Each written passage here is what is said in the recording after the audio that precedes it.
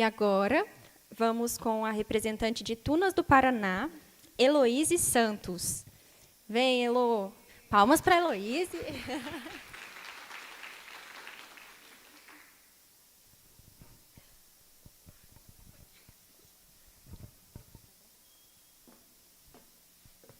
Boa tarde, tudo bem? Meu nome é Heloíse, eu tenho 19 anos, sou estudante de História e fui estagiária no Departamento Jurídico da Prefeitura de Tunas do Paraná. O meu projeto se chama Olhar do Falcão.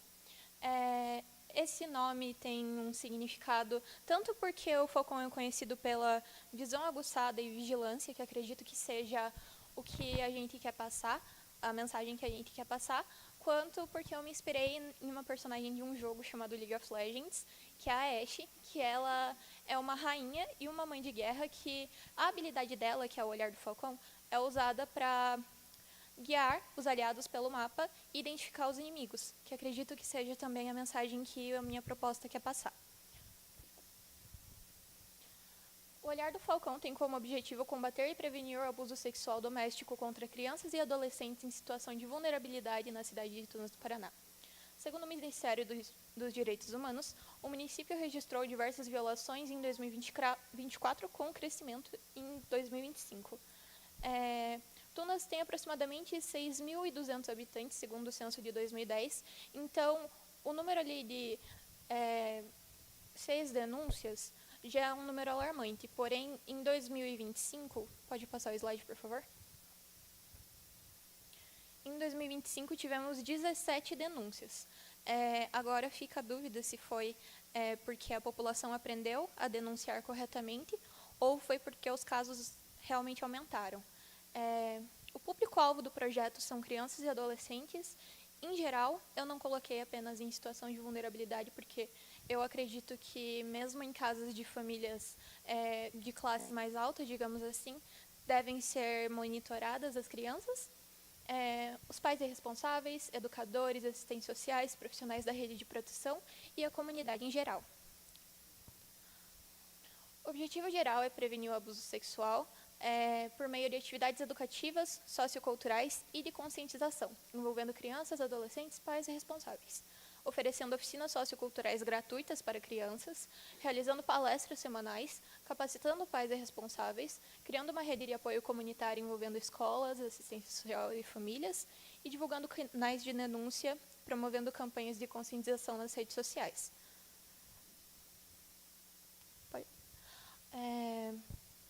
O cronograma eu fiz um pouco diferente dos meus colegas. Eu fiz dessa maneira, reserva dos espaços, Casa da Cultura, que a frequência vai ser conforme a demanda, as oficinas socioculturais, que podem ser realizadas de 2 a 3 vezes nas semanas, as palestras para crianças uma vez na semana, workshops para os pais uma vez ao mês, e avaliação e monitoramento bimestral, além de que a capacitação para os pais também pode ser feita da maneira online, usando as redes sociais para divulgar métodos de prevenção e tutoriais ensinando a controle parental online. Pode passar, por favor?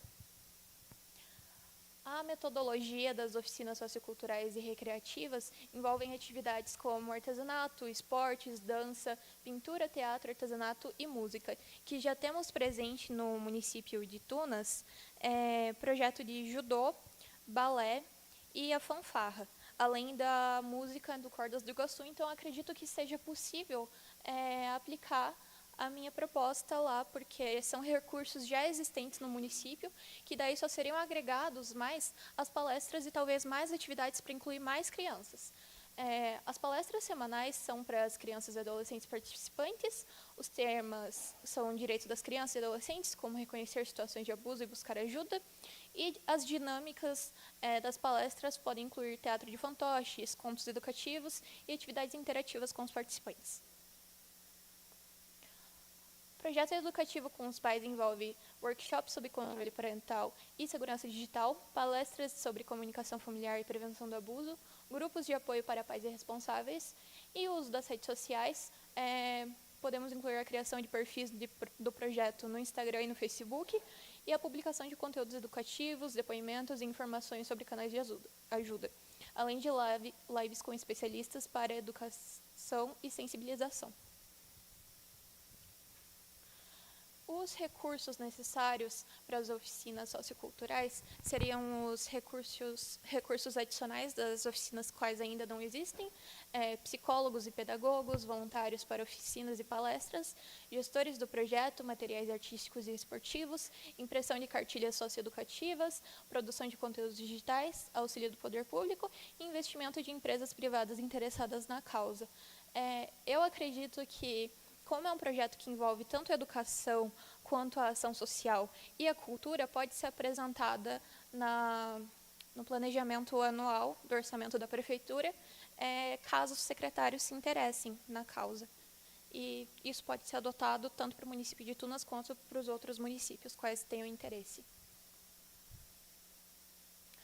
E aqui eu coloquei um processo de seleção para voluntários e colaboradores, quais eu vi a necessidade após ver um caso japonês, mas que é algo que temos que ter muito cuidado mesmo aqui no Brasil, que é o caso do Masamoto Ogawa, que ele tinha 32 anos e ele ajudava crianças de rua no Japão, crianças que fugiam de suas casas, e ele acabou se tornando um abusador.